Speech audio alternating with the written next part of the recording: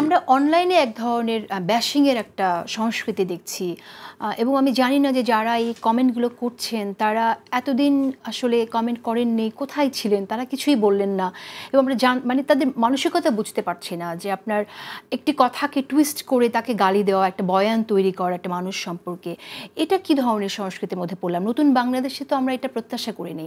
তো সেই জায়গা থেকে আমি বলবো যে আসলে কি করণীয়, যদি ছোট করে একটু বলেন, আমরা শেষ করে দেবো, বেশি সময় নেই। আপনাদের কথা ডেফিনেটলি আমাদের দর্শকরা এবং যারা এই ধরনের কমেন্ট করেন তারা হয়তো অনুপ্রাণিত হবেন শুনে যে আসলেই এই সংস্কৃতিটা যে কতখানি ক্ষতিকর। এটা জবাবটা আমি দিয়ে শুরু করি, কারণ এখানে আমার মনে হয় যেটা খুব ইম্পর্টেন্ট জিনিস বলা দরকার আছে। বর্তমানে আপনি একটা জিনিস নোটিস করে দেখবেন যে অনলাইন ওয়ারিয়ার যারা বেশিরভাগ অ্যাক্টিভ আছে বর্তমানে, এরা আপনার যেটা ডিজিটালে যাচ্ছে নিচেই কিন্তু শুরু হয়ে যাবে বেশিরভাগ জয় বাংলা দিয়ে। আমাদের অ্যাক্টিভিস্টরা কিছুটা ক্রিটিসাইজ করতে চেষ্টা করলেও কনস্ট্রাকটিভ ক্রিটিসিজমের মধ্যে সীমিত থাকে, কিন্তু ওরা হারিয়ে যায়, কারণ যারা গালাগালি বেশি করে তাদের সংখ্যাটাই অনেক বেশি, আর এরা সব হচ্ছে কি অশিক্ষিতদের জাত। This people have nothing valid to say, ওদের উস্কানিটাই হচ্ছে গিয়ে তাদের মজা। একজন মনীষী বলেছেন, যারা ছোট মনের অধিকারী তারা মানুষের দোষ নিয়ে কথা বলে, যারা মাঝারি মনের অধিকারী তারা সমস্যা নিয়ে কথা বলে, আর যারা বড় মনের অধিকারী তারা আইডিয়া নিয়ে কথা বলে। আসুন আমরা যারা রাজনীতিতে সম্পৃক্ত আছি আমরা বড় মনের পরিচয় নিই, আমরা আইডিয়া নিয়ে কথা বলি, পরিকল্পনা নিয়ে কথা বলি। যদি এই বড় মনের পরিচয় দিতে পারি তাহলে আমাদের জনগণও বড় মনের পরিচয় দিতে পারে ইনশাআল্লাহ। জনগণ নেতাকে ফলো করে। একজন নেতা যদি বড় মনের পরিচয় দেয়, তার আশেপাশে যারা আছে, এলাকায় যারা আছে, তারা তাকে ফলো করবে। সুতরাং নেতৃবৃন্দ বড় মনের পরিচয় দেখ, এটা আমরা রাইট। এবং নেতৃবৃন্দ বড় মনের পরিচয় দিলে তাদের কর্মী সমর্থকরাও নিশ্চয়ই সেই পথেই হাঁটবে। সামনে নির্বাচন, অনেক কনস্ট্রাকটিভ ক্রিটিসিজম আসবে, অনেক কোশ্চেন্স আসবে। সেই কোশ্চেনগুলো যাতে মানুষ নিজেরাও মন দিয়ে শোনে, উত্তরটাও শোনে এবং অপছন্দ হলেও যেন সহ্য করে, রাইট, সেটাই এক্সপেক্টেড। আমার মনে হয় অনলাইনের একটা জায়গা, যেটা ওই অনলাইনের একটা জায়গা যেখানে আসলে আওয়ামী ফ্যাসিস্টের অংশ দেশের বাইরে যেটা পালিয়ে আছে, বিশাল অঙ্কের যেই চুরিকৃত টাকা, অসম্ভব সম্পদের মালিক তারা, তো ওইখানের প্রপাগান্ডাটা তো জুলাই পরবর্তীতেই শুরু হয়ে গেছে। তো ভিন্ন ভিন্ন আঙ্গিকে ভিন্ন ভিন্ন পোর্শনে আসছে, এখন বিভিন্ন পর্যায়ে আমরা দেখতে পাচ্ছি, যেটার প্রতিফলন এই যে আস্তে আস্তে হয়তো জয় বাংলা শেষের দিকে চলে যায়, very strongly they are doing.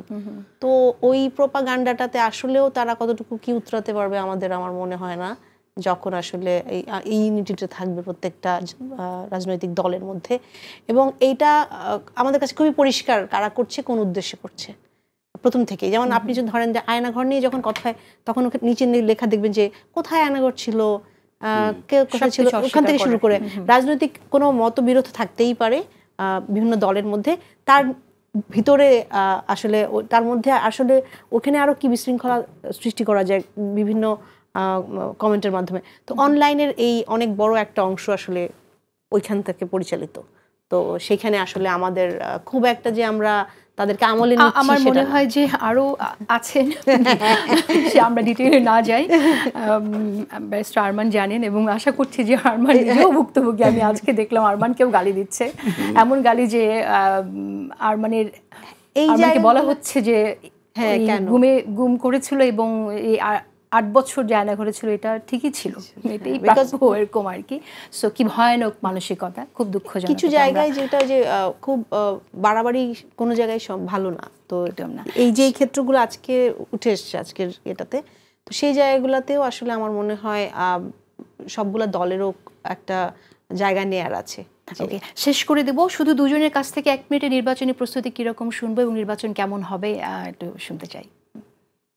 আমাদের প্রার্থী তালিকা চূড়ান্ত, আমাদেরকে নির্দেশ দেওয়া হয়েছে মানুষের কাছে যাওয়ার জন্য। আমরা দাঁড়িয়ে দাঁড়িয়ে যাচ্ছি, মানুষের কথা শুনছি এবং আমাদের নির্বাচনী ইশতেহার হবে মানুষের প্রয়োজন বোধে। আমাদের এখন প্রথম কাজ মানুষের কাছে যেয়ে তাদের পরামর্শ নিচ্ছি, তারপর আমরা বাসায় বসে তা নিয়ে হোমওয়ার্ক করছি এবং তাদের প্রয়োজন অনুযায়ী আমাদের ইশতেহার দেখছি। কবে পাবো আমরা ইশতেহারটা? আসন ভিত্তিক ইশতেহার হবে, জাতীয় ইশতেহার হবে। জাতীয় ইশতেহার প্রায় চূড়ান্ত, আসন ভিত্তিক আরও কিছু সময় লাগবে, কিন্তু তা হবে মানুষের প্রয়োজন অনুসারে। এবং আমি যেটা বলতে চাই সেটাকে ভবিষ্যতের দিকে তাকিয়ে পিছন দিকে নয়, we want to look forward not backwards. Okay, Humam Kader Chowdhury, আপনারা জানেন, বাংলাদেশের জনগণও জানে যে আমরা অলরেডি আমাদের 31 দফা অলরেডি আমরা জানিয়ে দিয়েছি বাংলাদেশের জনগণকে। তার সাথে সাথে আমরা ফার্স্ট 180 ডেজ কি প্রোগ্রাম ওটাও আমরা জানিয়ে দিয়েছি। বর্তমানে আমরা কাজ করছি যে 180 ডেজের পরের 100 ডেজ আমরা কি কি অ্যাকমপ্লিশ করতে চাই, ওটাও আমরা আশা করছি যে পাবলিশ করে দিব। আমরাও আমার মনে হয় যে বাংলাদেশের প্রতিটা অঞ্চলের মধ্যে আমাদের ক্যান্ডিডেট অলরেডি সেট করা আছে। তবে চেয়ারম্যান সাহেব যখন ডিসাইড করবেন যে আমরা অ্যানাউন্স করব, তখন কবে নাগাদ হতে পারে প্রার্থী তালিকা? আমরা তো সমস্যা হয়ে গেছে যে আমরা শুনেছিলাম যে শিগগিরই হয়ে যাবে, এখন যেটা জানতে পারছি যে সামনের মাসে হয়তো আমরা ওটা চূড়ান্ত করে আমরা পাবলিশ করে দিব। ওকে, আপনার নির্বাচনী প্রস্তুতি কেমন চলছে? আলহামদুলিল্লাহ, এটা আসলে আমাদের জন্য নির্বাচন বড় জিনিস না, এটা একটা সুযোগ হয়ে গেছে এখানে আরমানের জন্য। আমরা যারা যারা পলিটিক্যাল ফ্যামিলি থেকে আসি, অনেক দিন ধরে আমরা নিজের বাড়িতে যেতে পারতাম না, এখন সুযোগ হয়ে গেছে। এখন মানুষের কাছে যাওয়া, নিজের গ্রামের বাড়িতে গিয়ে নামাজ পড়া, জুম্মার নামাজ পড়া, ওটাও আমাদের জন্য একটা ডিফিকাল্ট সিচুয়েশন ছিল যে ওখানে যেতে পারবো না, কিনা গেলে মামলা হয়ে যাবে, আর আমার পাশে কে দাঁড়িয়েছে এসে কে দেখা করছে তাদের বিরুদ্ধে মামলা হয়ে যাবে, তাদেরকে আবার গুম করে ফেলা হয় না কিনা, ওদের ব্যাপারে চিন্তা ভাবনা করে কিন্তু আমরা এলাকা থেকে দূরে ছিলাম। এখন একটা সুযোগ হয়ে গেছে। আপনি কেমন নির্বাচন হবে মনে হচ্ছে, এবং নির্বাচন ঠিকঠাক মতো ফেব্রুয়ারিতে হবে কিনা? জনমুখী হবে ডেফিনেটলি। পাবলিক কি চায় সেটাই হবে আসলে, কারণ সেখানেই সব প্রশ্নের উত্তরগুলো, আর সেখানেই ওই চাওয়া অনুযায়ী যে দল পারফর্ম করতে পারবে আমার মনে হয় সেখানে তারাই জয়ী হবে। কারণ আমাদের চাওয়াটাও কিন্তু ভিন্ন, গতানুগতিক বিগত সময়ে যে ইলেকশনগুলো ছিল তার থেকে এটা অনেক ভিন্ন আর নতুন আঙ্গিকা হবে। তো আর দৃষ্টিভঙ্গির যেহেতু পরিবর্তন এসছে, আপনি জানেন যে 6 কোটি নতুন ভোটার যারা জীবনে হয়তো প্রথমবার ভোট দিতে যাচ্ছে, তারা কি চায় ওদের চোখে দেখে আসলে বুঝতে হবে যে আমরা কি চাই।